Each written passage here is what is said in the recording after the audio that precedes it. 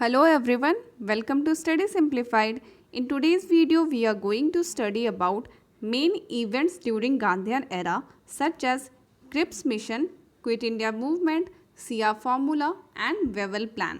Last class में हम लोगों ने August of and individual civil disobedience तक कंप्लीट कर लिया था। तो चलिए एक बार जल्दी से रिवाइज करते हैं। मैंने आपको बताया था कि हमारे एग्ज़ाम में क्वेश्चंस कैसे पूछे जाते हैं। तो देखिएगा, अभी हम लोग जो भी इवेंट्स कवर कर रहे हैं उसमें आपको 3 चीज़ याद रखना है। वो इवेंट कब हुआ था, that year, okay, the person associated with it and the voice Roy जो उस टाइम पीरियड पे थे।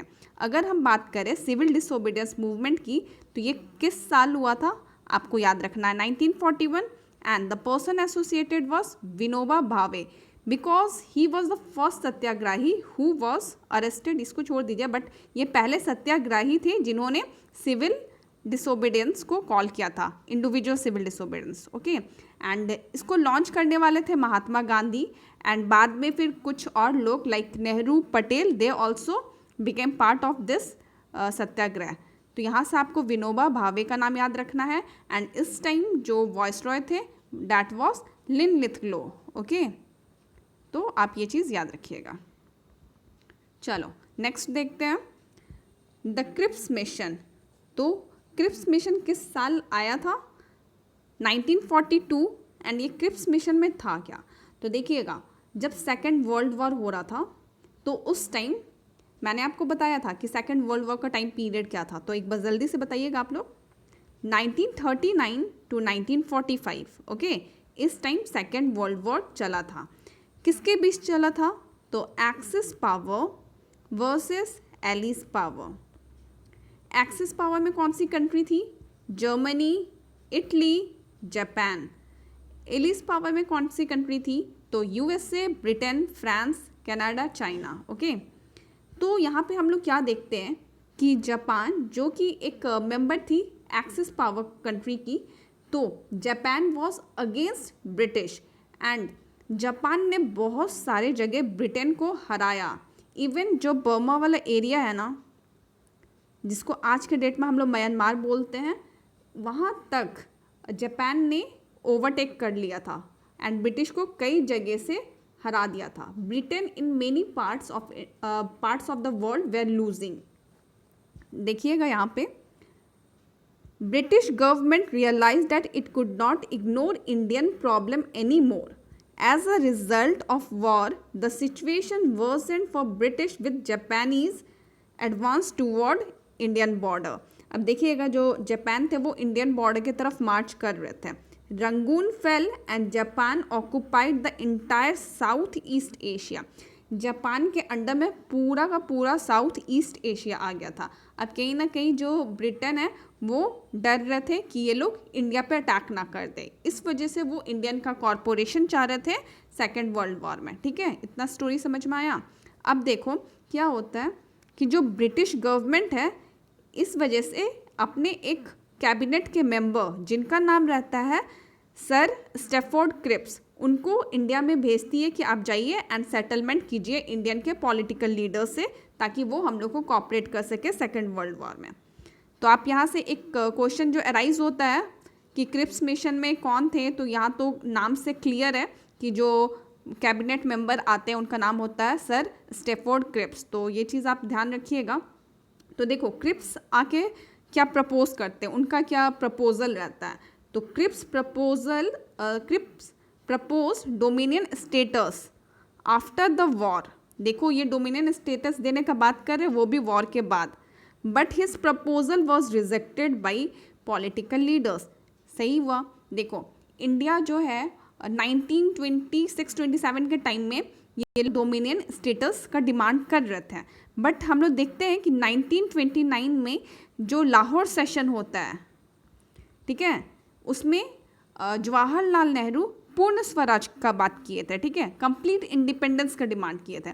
तो देखो 1929 से ये लोग कंप्लीट इंडिपेंडेंस का डिमांड कर रहे हैं और ये लोग 1942 में आके अब डोमिनियन स्टेटस देने का बात कर रहे हैं, वो भी आप आफ्टर द वॉर। तो कैसे कोई एक्सेप्ट करेगा, है ना। So no party agreed to this proposal as a result Cripps mission ended in a failure. तो जो क्रिप्स मिशन है वो फेल्ड हो गया। ठीक है, यहाँ तक समझ में आया। अब नेक्स्ट आ जाता है हमारा क्विट इंडिया मूवमेंट। तो क्विट इंडिया मूवमेंट का जो ईयर है 1942 है, इसको याद रखना है। एंड क्विट इंडिया मूवमेंट किसने लॉन्च किया था? महात्मा गांधी ने लॉन्च किया था। कहाँ पे ये रिजोल्यूशन पास हुआ? तो इट वाज पास्ड कहाँ पे? बॉम्बे में ग्वालियर टैंक एक जगह है, नाम है, याद रखिएगा, ग्वालियर टैंक, बॉम्बे में ये रिजोल्यूशन पास हुआ बाय महात्मा गांधी जी, जहाँ पे उन्होंने कॉल दिया डू और डाई। तो यहाँ से 3 क्वेश्चन अराइज हो सकता है, तो आप लोग इसको मार्क डाउन कर लीजिए। ठीक है, और इसको वर्धा प्रपोजल भी बोलते हैं, तो आप ये भी याद रख सकते हैं, वर्धा प्रपोजल भी इसको बोला जाता है। तो देखिएगा इसमें क्या होता है, मैंने आपको बताया कि Britain in many parts were losing. ठीक है, तो इंडियन जो थे, इंडिया के जो लोग थे, they were inspired to fight against British. उन्होंने जापान को देखा कि किस तरीके से जापानीज़ ब्रिटेन को ओवरथ्रो कर रहे, तो उनके अंदर भी थोड़ा सा मोटिवेशन आया कि हम भी ऐसा कर सकते हैं। प्लस सिचुएशन इतनी बुरी हो गई थी, लाइक इंडिया का जो भी प्रोडक्शन हो रहा था, ठीक है, जो भी खाने पीने का प्रोडक्शन हो रहा था, वो सारा का सारा एक्सपोर्ट हो जा रहा था बाहर। क्योंकि देखो सेकेंड वर्ल्ड वॉर का टाइम चल रहा था, तो दूसरे कंट्रीज़ में प्रोडक्शन बंद था, है ना, क्योंकि सारे के सारे वहाँ पे जो लोग हैं वो लोग लड़ाई में पार्टिसिपेट कर रहे थे, वॉर में पार्टिसिपेट कर रहे थे। तो इस वजह से दूसरे कंट्री में प्रोडक्शन बंद था और इंडिया में जो भी प्रोडक्शन हो रहा था सब का सब एक्सपोर्ट कर दिया जा रहा था। और इंडियन के लोगों के लिए, जो इंडियन थे, इंडिया के लोग थे, उनके लिए खाने पीने के लिए कुछ बच नहीं पा रहा था। तो ये भी चीज़ कहीं ना कहीं बहुत नाइंसाफ़ी हो रही थी। तो पॉलिटिकल लीडर्स बहुत ज़्यादा वायलेंट हो रखे थे इस टाइम तक। तो हम लोग को यहाँ पे देखने को मिलता है कि violence spread throughout the country, several government office were destroyed and damaged, the telegraph wire were cut and communication was paralysed. तो देख लो कि कितना ज़्यादा वायलेंस क्रिएट हो गया। अब जो भी पॉलिटिकल लीडर्स थे वो लोग गवर्नमेंट ऑफिस वगैरह सब को डिस्ट्रॉय करते जा रहे थे। ठीक है, उनको चाहिए था फ्रीडम, एंड गांधी जी ने भी अब बोल दिया था डू और डाई, मतलब इस अटेम्प्ट में हम लोग को करना है या तो मरना है। तो इस वजह से क्विट इंडिया मूवमेंट ऐसे अराइज हुआ, तो आप ये याद रखिएगा। ठीक है, अब देखो इसी का रिजल्ट होता है कि जो क्विट इंडिया मूवमेंट होता है उसको सप्रेस करने के लिए जो ब्रिटिश के सोल्जर्स हैं, जो ट्रूप्स हैं, उन्होंने क्या किया, उन्होंने 10,000 लोग, इससे ज़्यादा ही बल्कि 10,000 से ज़्यादा लोगों के ऊपर फायरिंग की, प्लस 1 लाख लोगों को अरेस्ट करके जेल में डाल दिया। अब सोचो, जेल में अरेस्ट करके डालना 1 लाख लोग को, यही बहुत बड़ी बात होती है। तो 1 लाख लोग, जिसमें कई सारे पॉलिटिकल लीडर्स होते हैं, उन सबको जेल में डाल दिया गया। एंड वो लोग विमेन हो चाहे बच्चे हो, सब के ऊपर कोरे बरसा रहे थे। वो देखते हैं ना जिससे मारते हैं, ब्रिटिश लोग ऐसा करते थे, तो कोरे बरसा रहे थे, चाहे वो विमेन हो चिल्ड्रन हो। तो बहुत ज़्यादा वायलेंस क्रिएट हो गया था एंड वो लोग भी बहुत ज़्यादा अत्याचार कर रहे थे। तो इस वजह से क्विट इंडिया मूवमेंट लॉन्च हुआ था, ये आप याद रखिएगा। तो देखिएगा, जैसे कि मैंने आपको बताया कि बहुत सारे पॉलिटिकल लीडर्स को जेल में बंद कर दिया गया था, तो उसमें से गांधी जी भी थे। तो गांधी जी क्या करते हैं, 21 दिन का फास्ट लेते हैं। ये आपको याद रखना है कि गांधी जी का जो फास्ट है वो किस साल हुआ था, 1943 में हुआ था, जस्ट क्विट इंडिया मूवमेंट के ख़त्म होते होते, क्योंकि इस टाइम बहुत सारे लोगों को जेल में डाल दिया गया था। तो 21 डेज़ का फास्ट रखा था गांधी जी ने, जिसमें 13 डेज़ के बाद उनकी जो कंडीशन है वो एकदम से ख़राब हो गई। His condition deteriorated after 13 days and all hopes of his survival was given up. फिर भी कहीं ना कहीं उनका जो मोरल स्ट्रेंथ था एंड स्पिरिचुअल स्टेमिना था वो सर्वाइव कर लिए 21 डेज़ तक का। एंड उन्होंने इस बार देखो, गांधी जी क्या होता था कि वो वायलेंस कभी भी क्रिएट नहीं करना चाहते थे, और चौरी चौरा जो इंसिडेंट हुआ था उस टाइम उन्होंने अपना सिविल डिसोबीडियंस मूवमेंट वापस ले लिया था, वो हम लोगों ने देखा था, है ना।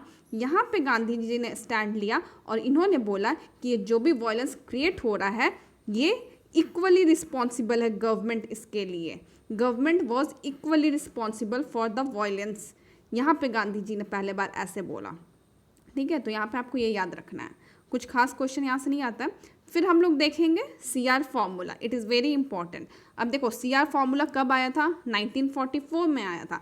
एंड इसका नाम ऐसा क्यों है, क्योंकि ये जो फॉर्मूला लेके आए थे उस पर्सन का नाम था चक्रवर्ती राजगोपालचारी, तो इसको शॉर्ट में CR बोलते हैं।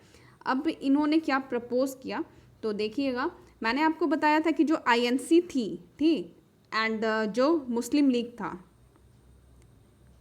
Okay, INC and Muslim League, इन दोनों के बीच में काफ़ी क्लैश हो रहा था, क्योंकि देखो आईएनसी जो है वो चाहती थी कि इंडिया को पहले इंडिपेंडेंस मिल जाए, उसके बाद में देखेंगे कि जो मुस्लिम्स क्या चाह रहे हैं वो बाद में देखेंगे। जबकि जो मुस्लिम लीग है वो उसमें जो जिन्हा जो लीडर थे वो क्या चाहते थे, वो टू नेशन थ्योरी चाहते थे। उनको ऐसा था कि नहीं, हम लोग को अब भी चाहिए सेपरेशन, हमें सेपरेशन चाहिए एट एनी कॉस्ट, उसके बाद में देखेंगे। तो इन दोनों के जो व्यूज़ थे वो काफ़ी ज़्यादा क्लैश कर रहे थे। तो ये जो डेडलॉक था, इस डेडलॉक को सॉल्व करने के लिए सी राजगोपालचारी ने एक प्लान लाए वो, ठीक है, जिसको CR फॉर्मूला बोलते हैं। तो उनका प्लान क्या था ये हम लोग देखते हैं। तो उन्होंने ऐसा बोला था कि आईएनसी एंड मुस्लिम लीग पहले तो एक दूसरे को कॉपरेट करे for demand of independence from Britain, India को इंडिपेंडेंस मिलने तक एक दूसरे को कॉपरेट करे। एंड जब सेकेंड वर्ल्ड वॉर ओवर हो जाएगा तब क्या करेंगे, उनका प्लान है ये देखिएगा। इन्होंने बोला to appoint a commission to demarcate the district in northwest and east where Muslim were in majority. In such area, a plebiscite was proposed to be held on the basis of adult suffrage to decide issue on separation. They would be given freedom if they favored the sovereign state. अब देखिए यहाँ तक का क्या मतलब हुआ। इन्होंने ऐसा बोला कि जो इंडिया का नॉर्थ वेस्ट वाला पार्ट है, कौन सा वाला पार्ट, जो पंजाब वाला एरिया हो गया, ठीक है, एंड ईस्टर्न पार्ट कौन सा, असम वाला जो एरिया हो गया, तो जहाँ पे मुस्लिम्स ज़्यादा थे इन मेजोरिटी, उन स्टेट्स में ये जाके एक प्लेबिसाइट करवाएंगे। प्लेबिसाइट हो गया वोटिंग, ठीक है, एक वोट हो गया, इलेक्शन हो गया, एंड वहाँ पे जाके रेसिडेंट्स जो वहाँ पे रह रहे हैं उनसे पूछेंगे कि क्या आप एक सेपरेट स्टेट चाहते हैं। अगर वो बोलेंगे कि हाँ चाहते हैं, तब क्या होगा, तब उनके लिए एक अलग सा स्टेट क्रिएट कर दिया जाएगा एंड उस स्टेट को इंटरनल ऑटोनॉमी दे दिया जाएगा। बट जो डिफेंस पार्ट है, फॉरेन अफेयर्स है, कम्युनिकेशन है, उसके लिए हम लोग जॉइंट सिस्टम रखेंगे।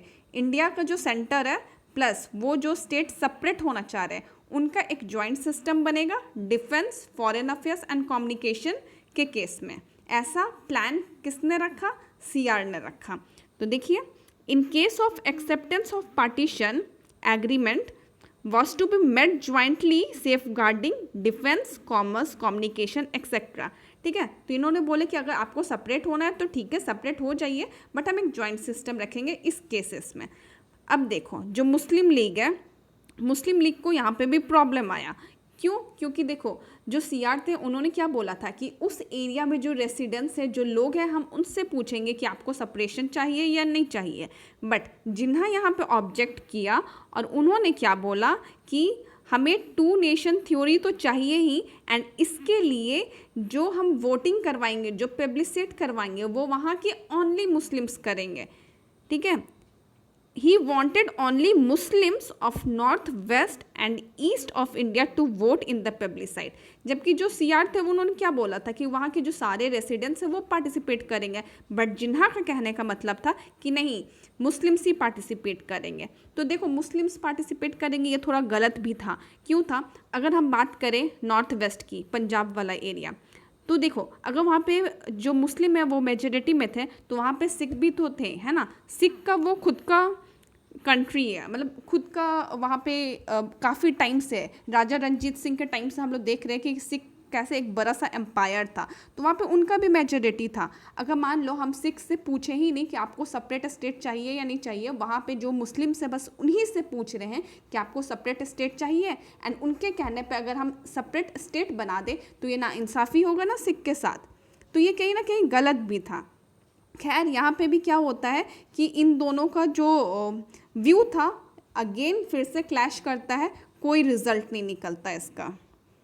तो आप यहाँ से ये याद रखिएगा जो CR फॉर्मूला है ये भी अगेन फेल हो गया, क्योंकि जो CR थे राजगोपालचारी उन्होंने जो बोला और जो जिन्हा ने बोला दोनों चीज़ अलग थी। जिन्हा ने ऑब्जेक्ट कर दिया क्योंकि ये चाहते थे only Muslims of north west and east to vote in the plebiscite. तो यहाँ पे भी कोई कंक्लूजन नहीं निकला।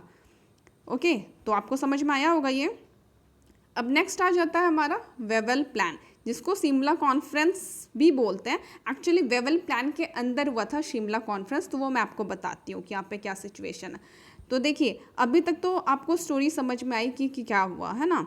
अब देखो द सिचुएशन, पहले तो आप लोग ईयर याद रखिएगा कि ये जो ईयर है वो 1945 का है। वेवल प्लान कब आया था? 1945 में आया था। ये बहुत सारे एग्जाम्स में पूछा जा चुका, तो आप इसको मार्क डाउन कर लीजिए, ठीक है। अब यहाँ पे वेवल प्लान इसलिए नाम है क्योंकि 1945 वाला जो टाइम पीरियड है, यहाँ पे जो वॉइसरॉय है ये वेवल है। जो लिनलिथ का टाइम पीरियड था वो 1936 से 43 के बीच का था, ठीक है। अब हमारे ये जो वेवल प्लान है इसमें वॉइसरॉय वेवल है, इनका जो टाइम पीरियड है 1943 से चालू हो चुका है और ये 47 तक कंटिन्यू होगा, ठीक है, इंडिपेंडेंस मिलने तक। इंडिपेंडेंस के टाइम में माउंट बैटन आ जाते हैं, तो वो हम आगे देखेंगे। तो आप यहाँ पे इतना समझिए, the situation with in the country was worsening day by day as a result of deteriorating economic situation and famines। एक तो फेमाइन आ चुका था, ऊपर से इकोनॉमिक सिचुएशन बहुत ज़्यादा ख़राब हो रखी थी। मैंने आपको बताया ना कि जो भी प्रोडक्शन हो रहा था इंडिया में वो सबका सब बाहर चला जा रहा था, क्योंकि दूसरी कंट्रीज़ में तो प्रोडक्शन बंद हो रखा था। वहाँ पे तो लोग वॉर में पार्टिसिपेट कर रहे थे, कुछ प्रोडक्शन हो नहीं रहा था, इसलिए यहाँ से सारा खाना पीना वहीं जा रहा था। तो देखो एक तो फेमाइन, ऊपर से इकोनॉमिक सिचुएशन ख़राब हो रखी थी, ठीक है। अब क्या होता है, the British government was compelled to come forward with some sort of plan to satisfy Indian. अब ये फिर एक प्लान के साथ आ रहे हैं कि किस प्लान से हम इंडियन को सेटिस्फाई कर सकें। इतने सारे निगोशिएशन तो लेके आ चुके हैं पहले, अब ये फिर लेके आ रहे हैं। अब हम देखते हैं कि क्या है। तो देखिएगा, after consulting with British government on Indian problem, Lord Wavell the voice of India issued a statement known as Wavell plan. तो इनका प्लान क्या था ये हम लोग देखते हैं।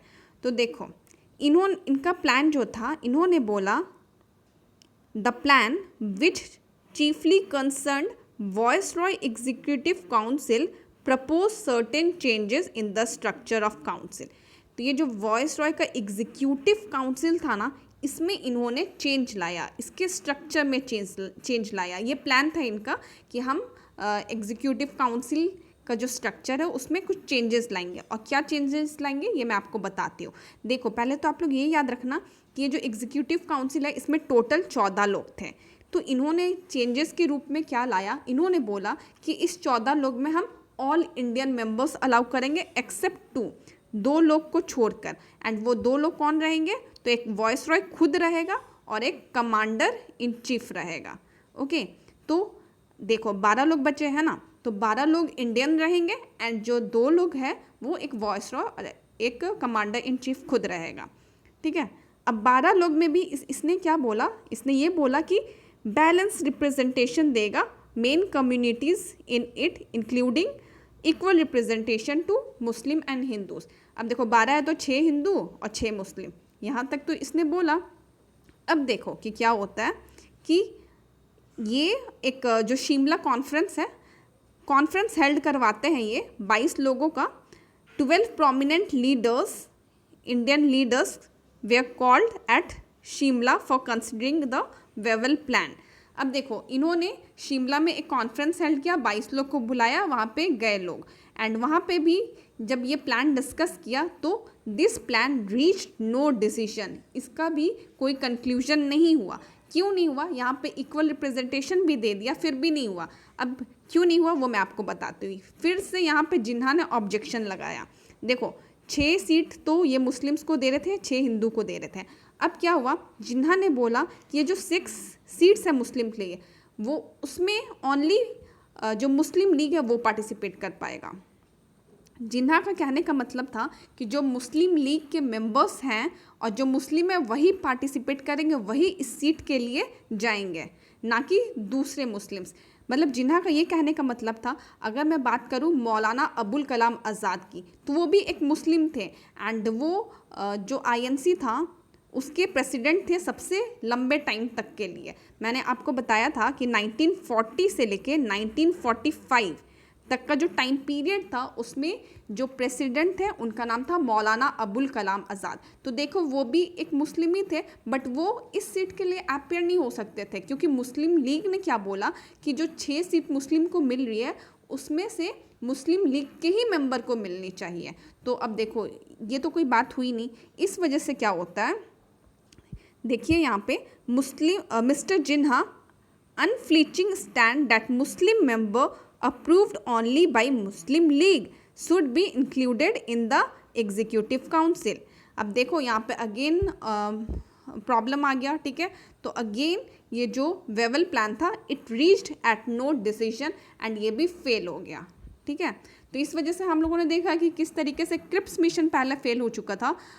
अगस्त ऑफर भी हम लोगों ने देखा था, सबसे पहले वो फेल हुआ, उसके बाद क्रिप्स मिशन आया वो भी फेल हो गया, फिर हम लोग देख रहे हैं वेवल प्लान आया ये भी फेल हो गया। तो आगे की जो भी चीज़ें हैं वो हम लोग आगे की क्लास में देखेंगे। आई होप इतना चीज़ आपको समझ में आया होगा। अगर मैं एक ही दिन सब कुछ आपको बता दूँ तो आप ओवरलोडेड हो जाओगे, फिर कंफ्यूज करोगे। इसलिए आज के लिए बस इतना रखते हैं। आने वाले क्लासेस में हम लोग 1-2 क्लास और बचा हुआ है जिसमें हम लोग को देखना है कैबिनेट प्लान देखना है एंड जो माउंट बैटन का प्लान आता है, उसके बाद फाइनली इंडिया को इंडिपेंडेंस मिल जाती है। तो 1-2 क्लासेस में ओवर हो जाएगा हमारा मॉडर्न इंडिया। तो आई होप कि आपको सबको समझ में आया होगा। अगर कोई कन्फ्यूजन होगा तो आप कमेंट बॉक्स में पूछिएगा एंड थैंक्स फॉर वॉचिंग।